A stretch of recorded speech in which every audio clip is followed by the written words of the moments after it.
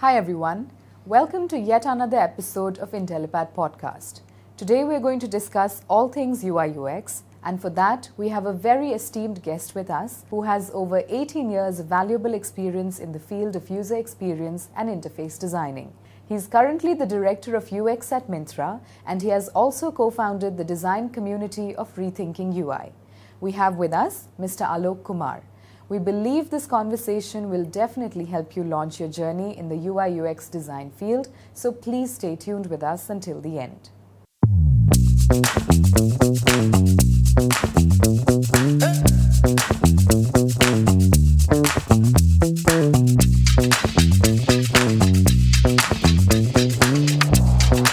Thank you so much for taking out the time and joining us, sir. Glad to be here. Thank you. So let's just begin with talking about your journey that has been in the past 18 years, from you being in the industry to a design leader now. Please give us an idea about how it has been and what kind of landscape changes has been there in the past decade. I think it's been around 18 plus years for me now. And when I started my journey, I did not start as a user experience designer. In fact, 18 years back, if I remember, it was not about user experience. I joined and I started my career as a graphic designer. I remember back then we used to work on the magazine covers, we used to work on the photo editing, a lot of more stuff of print media primarily. And then from print media, we moved to web design, then UI, then UX, then research, a lot of stuff. So I started moving the world as per how the world was moving. Industry was changing, I had to move as per the industry. That's one plus and minus of our field as well. That you cannot stop studying. You have to upgrade yourself. And so did I do. I started as a graphic designer, worked on a lot of photo agencies, worked on few places where I used to work on newspaper advertisement. I worked on magazine covers. I also worked on website design. That time I was working on website, print media, all those stuff. Back then I remember 2008 or so, when iPhone was launched also. From that time, people started talking about the web design and the mobile design primarily. So that was the time we had to learn how do we design for web or how do we design for mobile. How do we make sure that our websites are mobile friendly. So then we had to learn mobile website design. Then app came in the picture. We learned about iOS, Android, and then UI UX came in the picture. And then we had to learn about all the technicalities, all the strategy of the user experience, all about the user research. So from that time only, I said the world has changed a lot from graphic to web to UI to UX to research to a lot of more things. And if I look at the current world, it is more about AI, UX, ChatGPT, and a lot of more stuff. So yes, I do realize the world has changed a lot in the last 2 decades, and it has gone for a good. That is what we need to do. Like we have to upgrade. That's what I did. I have seen the world changing from print media to web to a very different world. I have seen the KRA of a UX designer had gone completely changed. We were the one who were just designing. Now we are the one who are into planning, who are into user research, who are meeting the users and working on the user-centered design primarily. So that's how the world has changed primarily. So that's what I see. And that is one thing I would like to tell everyone that yes, this is something you have to do to stay in the industry. Okay. You mentioned about AI taking over the design industry as well as the job responsibilities that have changed in the past decade. Let's first dive into the job responsibilities that have changed. So when we talk about a UI UX designer, what are the key responsibilities that the person entails? So I talk about that. I'll take a backseat around 10 years back or 11 years back when I was a web designer. And that time, what we were doing primarily, we were the one who were designing the web page or whatever we are designing. And we are the one who were responsible for the HTML as well. We were the one who were doing the coding of the front end primarily. There was no front end developer. There used to be back end developer. And designers used to design and develop for front end and give it to the developer. Now the world has changed. Now the expectation from a UI designer or UX designer is very different. Now a UX designer is responsible to meet the user, do a very deep user research, know your user very deeply. You need to empathize with the user. You need to plan. You need to understand the business. You need to take a call. You need to define your problem statement, work on the problem, define it very well, work on the solution part, and then see that what and where it's fitting. So I see the world has changed completely. The responsibilities of UX designers has changed drastically. It's not just the design, it's a lot more than design. It's that you have to think about how your user are going to respond to that. Do you really know your user very deeply? That is what is a big question that UX designers should ask themselves. You are the one who has to know your user very deeply, understand them, do user research, whether it's qualitative, quantitative, or whatever manner. You are the one who is going to collect the data. After collecting the data, you are the one who is going to define the problem statement, work on the problem, work with your team. You are supposed to somehow align your stakeholder as well. So you have to see that now UX designer, PM, dev, and dev team, and primarily QA team are kind of working together. You need to make sure that all the teams are kind of aligned, including that business team. And you have to make sure that what solution you're going to give is something that's going to work for business, for UX, for dev, and QA as well. So this is how this company has changed. UX designers are responsible for all this stuff. You'll see a lot of companies have a separate UX researchers as well, who are primarily responsible for meeting the users and doing a very detailed qualitative and quantitative research, primarily primary research and secondary research. That is also being done at few places. And there are a lot of organizations where UX researchers and UX designers are kind of same. So I mean to say that all the designers are the one who are doing the research. They are the one who are doing all the deep, detailed research about the users, then concluding and then kind of converting those insights toward design solutions. That is what is happening nowadays. And that is all about UX designers and UX researchers. But when I talk about a UI designer or a visual, they are the one who are primarily responsible for how the design has to look, how the design is looking impactful, how is it looking very interesting, how it's colorful, how it's looking very trendy. And also making sure that this is completely as per the industry. It's not having any tech constraint. It's meeting all the guidelines of technicalities, whether it's iOS, Android, web, and a lot of other stuff. So that has been the responsibility of a UI designer primarily. And there's a thin line between a UI designer and a visualizer and a visual designer a lot of time. A lot of places you'll see there's a UI designer and visual designers are kind of same people.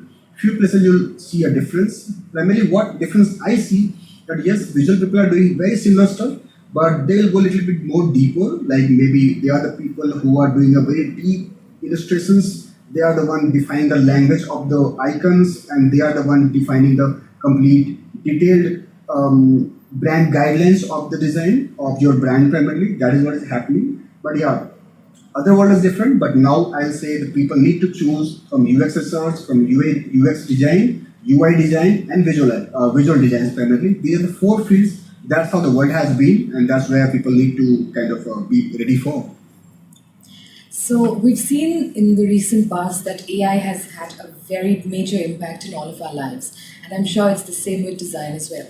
So what do you have to say about the generative AI tools like Midjourney AI and Adobe Firefly, all of these tools? How has AI impacted design in the recent past? I think that has become a very, very interesting question that I have been hearing a lot of interesting people from. People are worried that AI is coming. Are we going to lose the job? Are we going to have very less people who are going to work? Most of the people are going to be out of the industry. As you just think about this, go 20 years back, think when computer was coming. People were talking about this, computer is coming, now what will happen? We all will lose the job, we'll all be jobless, there's nothing to do, we are not going to work, what will happen? Think about that, what's happening today. The world is different, right?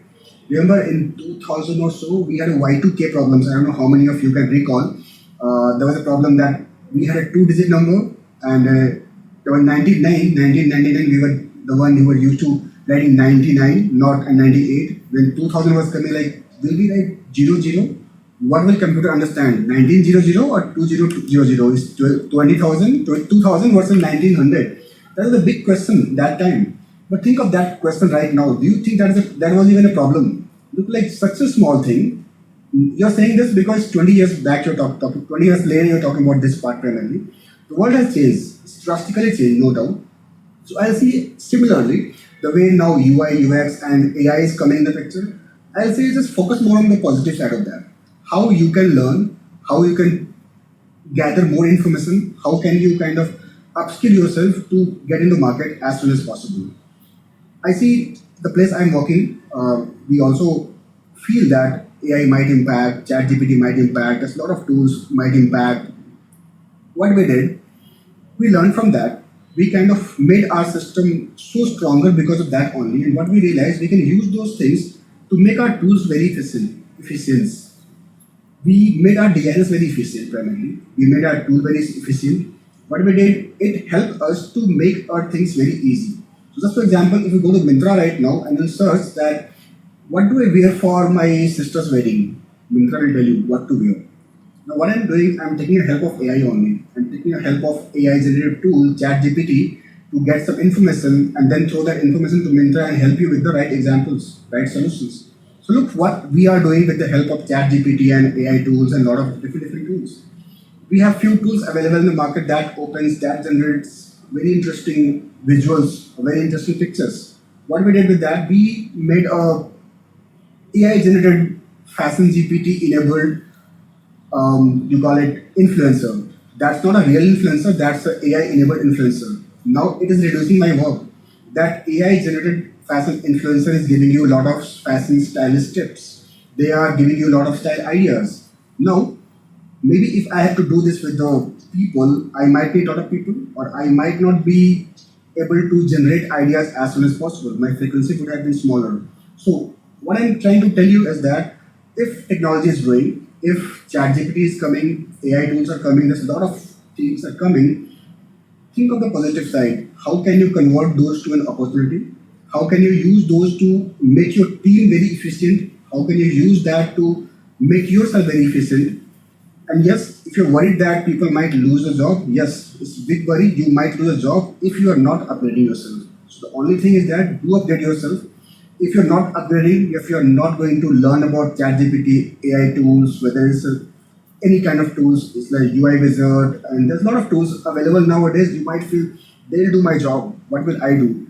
So why don't you learn before they do something? That's the high time that you learn about those tools before anyone else. So yes, you are in problem only if you're not upgrading. If you are upgrading, you are going to be in a real good place right now.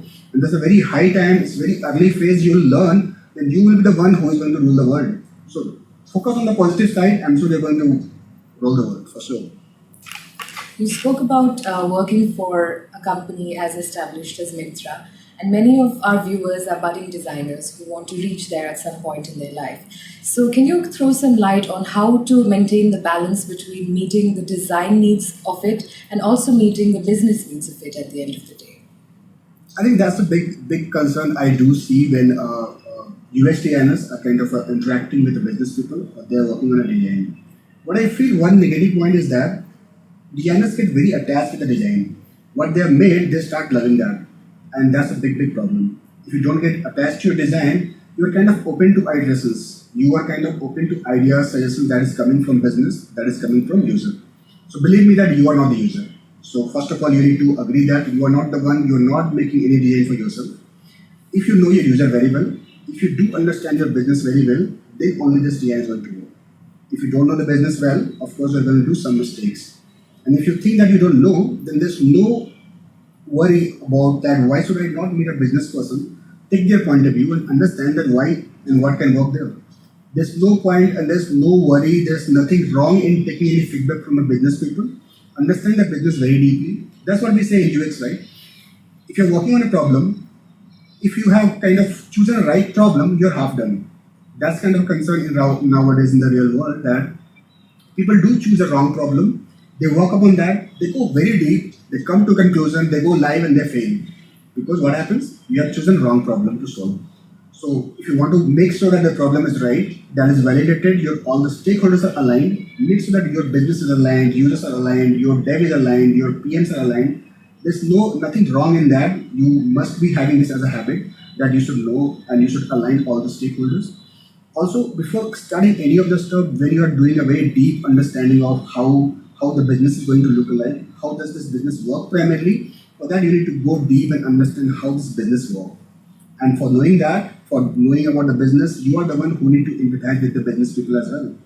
In the US world, we keep saying that we need to empathize with the users, but I keep saying with my team that you need to empathize with your team as well. You need to understand why they are coming to you with such kind of concerns, with such kind of problem statement. You need to really understand why business have this problem.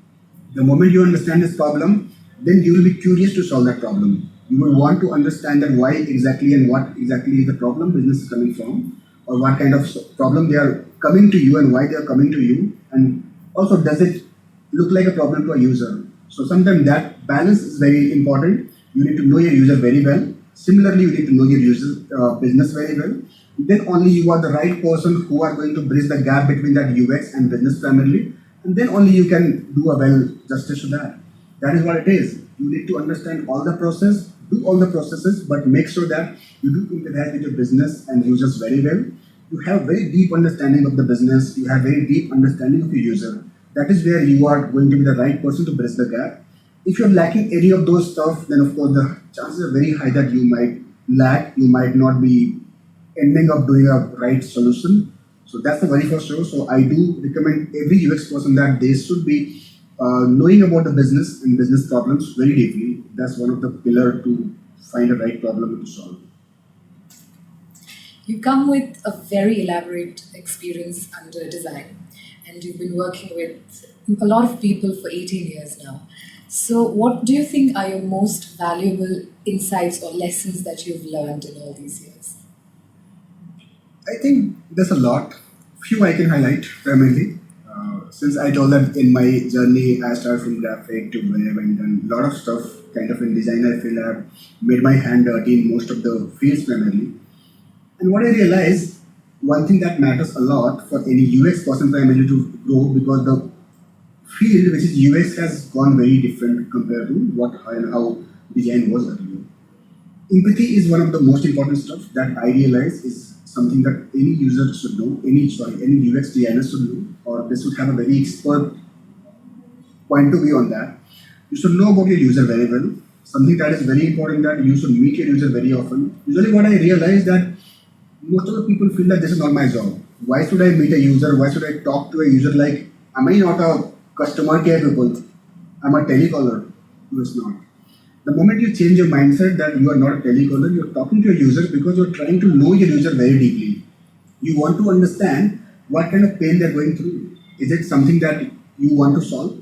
Is it something that you can learn something from? That is what your goal is. If you know about your user very deeply, that is what is going to help you. That will reflect in your design and that will make sure that your designs are going to be successful.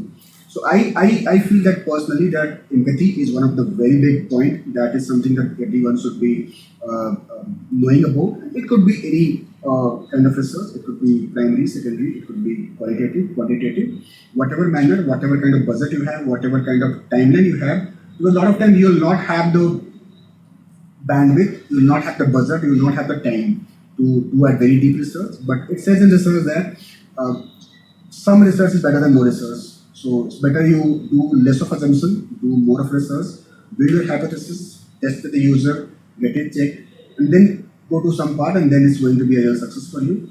If you are kind of going to work on your design, knowing about your users very well, that is what is going to help you a lot. Again, knowing about the process is very important. That is one thing you should know, how the UX process works, how the design thinking process works, why do we do all these things, how and what are the basics of all those stuff. You realize the basics of all this UX process and everything is those psychology, right?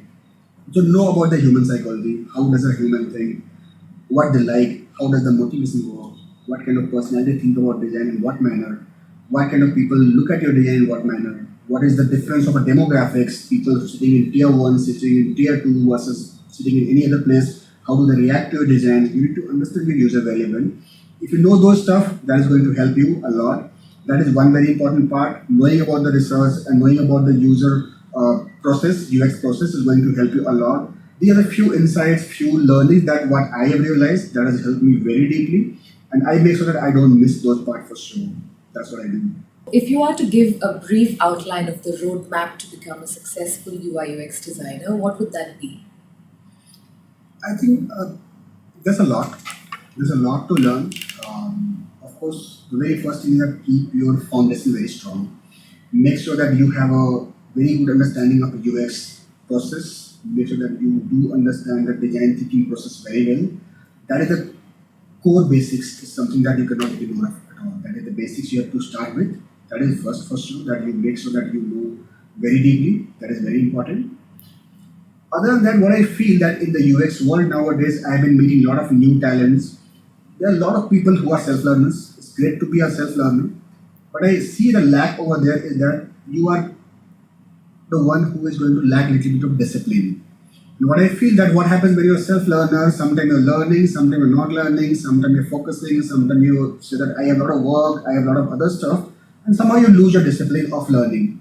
So I personally recommend that you should be a bit disciplined, and for being that disciplined, feel free to join any course, whether it's online, offline, or whatever that suits you, what kind of personality you are, choose the course as for that. All I am trying to say that have a routine of learning, that this many hours you have to spend in theory, this much of time you have to spend in interacting with the people, interacting with the team member to do some brainstorming, because UX is all about a teamwork.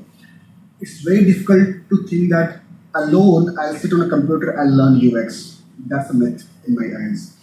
If you want to learn UX, you need a group. You need to spend some time with the people like you, spend some time, do some brainstorming, do some discussion, come to some conclusion, and then kind of do deeper into the problem statement, try and figure out what could be the solution, challenge each other, and that is where it's going to help you.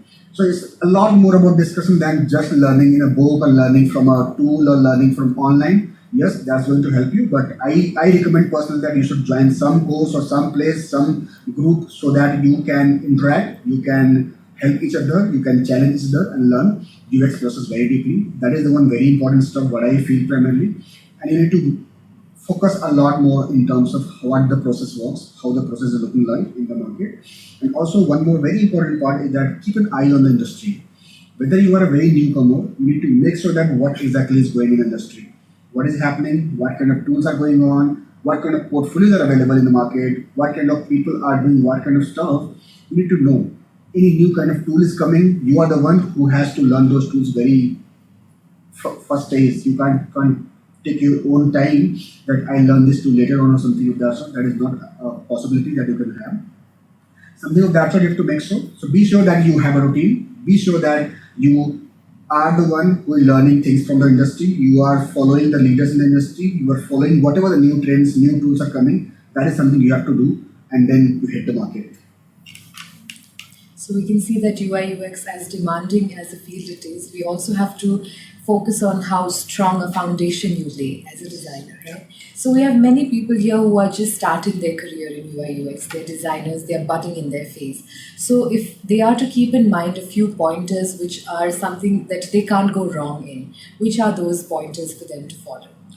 So I think I covered few of the points in the last question. Is that yes, one thing is that your basics has to be very strong. You can't compromise on your UX basics for sure. Make sure that your basics are foundational, completely strong. You have a good team you're learning with. When you talk about the very new designers, I feel few things what I have in my mind that make sure that your portfolio is strong. Because you should look at the tools available in the market. You should look at the portfolios available in the market nowadays. If you're applying at one place, make sure that there are 20 more people like you, or better, or maybe not better than you, or whatever. But there are a lot of candidates available. And you need to make sure that you are doing a very good benchmark of your own portfolio. You should make sure that your portfolio is looking way better than them, or maybe at least equal to them. You should know that what the benchmark is, industry, how industry is working, how industry UX designers portfolio look alike, what is lacking in terms of UX, in terms of UI, both the cases. That is very important part. You cannot ignore that. That is one thing very important. You should do that. Second is that I feel that you need to be a very good storyteller. When you say you have a very good portfolio, there are a lot of places there are portfolio rounds. You present your portfolio. You should learn how do you present your portfolio. You should learn how do you sell your story, how do you sell your design, or how do you sell your point of view. Why you took that action? Why do you think this is very important? Why you think that this is very important for this particular project, and how is this impacting? So this thing I feel personally, I see a lot of early designers, even in late designers, that this is a lacking point. People are awesome designers, but they kind of don't know how to sell the story, how to sell the design, and then they might be cribbing that somehow my design is not passing, somehow my design is not going ahead, or somehow it's not going through.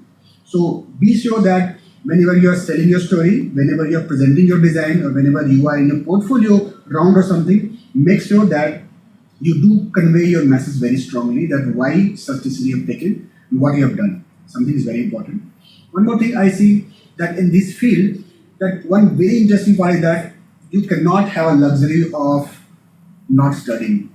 or kind of you cannot think that hey, I'm done. The moment you join a job, whether you have done what kind of course, or whether you have done BDS or MDS or even a smaller course, or whatever course you have done, you have learned UX very well, you might not have a luxury of thinking that I'm done.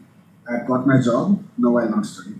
That is one plus or minus of a UX designer, that you have to keep yourself updated from the industry. You cannot stop learning, you cannot think, and you cannot chill out. That is one bigger concern over there as well. One more thing I want to highlight over there is that people do focus a lot on stable job. As a first job, I want to find a job which is a very stable company where I'll go and chill out because I want a job security. That's my recommendation, that at a very early stage, maybe don't focus more on your stable job, don't focus on a stable company versus focus more on learning. Focus on an organization where you'll go and you'll have a lot of work to do, because that's the very high time where you need to do a lot of work. When you do a lot of work, then is a place where you're going to learn a lot. If you do a lot of stuff in a startup or a small company, I don't think that's a concern in joining those companies if you think you're going to learn. Versus you go to bigger organizations or maybe very big stable where you might be working on a very small chunk part of your user journey. I don't know how much of value you are adding. So take those calls very precautiously. Focus on learning. Don't focus on stability at the very early stage, because stability will come. The moment you learn, the moment you know the industry, the moment you have a strong portfolio, strong learning, your stability will come. Don't worry about the stability at the very early stage of your career. So these are few stuff I think that's going to help people if they go in this round. So let's talk about a little bit more about the benchmark of the design industry. Okay. So if you talk about benchmark, primarily I see a lot of people keep looking at, okay, what is my benchmark of best design I could see? People keep talking about Red, people keep talking about Myntra, people keep talking about Swiggy, and many more. I'll say that you need to build your own point of view. When you say something is being liked, something is the industry benchmark, everyone is loving that, what is your point of view? That is one is very important. Second is that you need to make sure that what exactly is the industry trends, how the world is going, what exactly world is going through, and what kind of UI style is going through, what kind of font style is going through. That is something you need to know, because the world is changing very rapidly. I remember there was a skeuomorphism very earlier, and if you look at nowadays design, there's no skeuomorphism at all. We are talking about all flat design, we are talking about single color, we are talking about big font size, because the world has changed, because our devices are changed, the resolution of your devices are changed. So that's why maybe these kind of designs are language are changing. So you need to be aware what kind of design system is working. You need to read all the design systems available in the market nowadays. You should know what kind of design system any B2B company, any B2C company is coming with. You should have a very good catch on what exactly they are going through. Any kind of a design, if you look at whether it's any kind of app or website, you should have a very minute understanding. You should have a very deep understanding of the stuff, that why they are doing those stuff. You need to be a very good observer. That is what a job of a UX designer is. When you are a UX designer, you need to observe every point of view, every click, every color, every font. That is what is going to help you. If you have been observing all those stuff, that is where you will be making sure that while designing those stuff, you are not doing those mistakes. So you need to be a very good observer.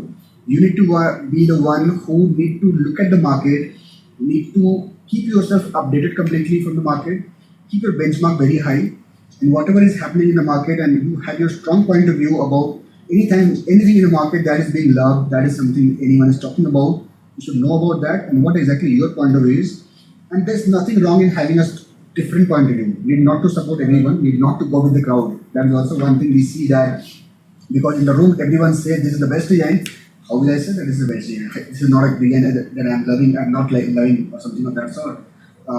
In that case, you should have a strong point of view. If your foundation is strong, if you understand the color theory very well, if you understand what kind of font works where, why this font, why not this font, why I have serif, why should I not have serif, what kind of color is going to help here, what kind of design language is going to help here. If you have a strong point of view about that, what works where, then you will have a point of view, and then you can speak about that point of view. You cannot just have your subjective decision that I don't like this design or I like this design. It's better you stand up and kind of convey your point of view, that why do you love this? What is something that you're loving? What is something that is looking for some more of improvement? When you start having those point of view, you'll not be scared of giving your opinion. You will not be giving your subjective opinion. You should be the one who should be giving the opinion as per the uh, UX metrics, as per the design theory, as per the color theory. That is what is going to make your own knowledge very strong. That is what your focus has to be. And this is how the industry works. This is how the benchmarking works primarily. It's very good to know about the benchmarks of the industry and what you've seen. But coming from your personal experience, what is it that you expect from new designers and the new people who are coming into this field? I'll tell you, when I'm interviewing people, I've been interviewing a lot of young designers, few late designers as well. And what's something that I see is a problem sometimes is that I have been highlighting that yes, portfolio is one of the very important part because that is the one thing that adds a filter before you come to someone for an interview. And that portfolio has a lot of stuff that I see is missing and a few things are overdone kind of. What I realize that people do that in your portfolio, you try to make it like a buffet. You kind of put everything that you do, but that's not the requirement. You need to make sure whatever is the requirement, put that only. So if there's a problem statement I'm trying to solve and I'm trying to solve via some process and coming to a conclusion, while doing that, maybe card sorting is one of the process which is not required. Maybe some kind of process is not required, but you'll still add that. Just to showcase that you know this process. That is where I see a lot of portfolios or case studies nowadays, which is full of lot of processes. And my one question is that when I ask the user or when I ask the designers in an interview, okay, if I remove this process, what will happen? Will this go well? Will this fail? Or what will happen exactly? If nothing is going to fail, then do we really need this process? Can I save some time of doing this process and do something else? You need to ask that question to yourself that don't overdo any of the process in your portfolio because it's very easy to judge from my angle that what is something is not required, what is something is missing over there. So make sure that you do adequate number of processes that is really needed, do add that and make sure that you don't miss as well. Something which is very important like suppose information architecture, you can't miss at all. Tool, I mean, a lot of stuff like empathizing with the user, you can't miss at all.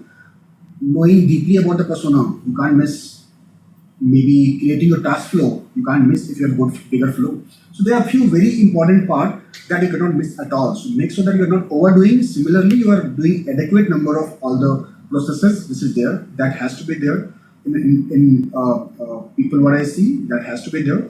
Again, I have been highlighting multiple times that yes, you need to be upgraded to the industry. What exactly is happening in the industry, I'll do focus on that when I'm interviewing people that how updated you are. What kind of energy you are coming from, that is also very important. Sometimes it's very easy for me to train a person. If someone I'm hiring from a college, maybe that time I might not look for a portfolio very deeply because it's possible that you are the one coming from the industry, coming from the college, and you might not have a very strong portfolio which is live. But what I would see is that what exactly is your way of thinking? How do you think? What is your thought process when you are solving a problem? What kind of process you have taken? Maybe your solution might not be the right because possible that sitting in the college you might have not chosen the right problem, but the process matters a lot. So I do focus on the problem and process a lot. Also, one thing that I do see a lot that people need to focus a lot on the problem statement. Usually, what happens is think about that in an interview. If I ask you that okay, this is the problem, let's figure out the solution. I end up seeing that a lot of people under pressure that because you have been asked in the interview that this is a problem, give me a solution, you end up giving me solutions. You end up giving me 10 solutions on the spot. You keep thinking, you brainstorm, you think yourself, you pressurize yourself to think of solutions. You give me 10 solutions immediately, right? That is where you're wrong. What you need to do, primarily, you need to understand the problem. Did you ask me any questions back that the question I'm giving you, is that even right question? Is that even right problem? Is it a problem worth solving? What exactly is the size of the problem? Maybe it is not a problem. So what I expect from the people that expect some kind of spend some time in kind of knowing the problem very deeply, knowing that what exactly the problem is, deeply asking some metrics, deeply asking about some research data if it is there.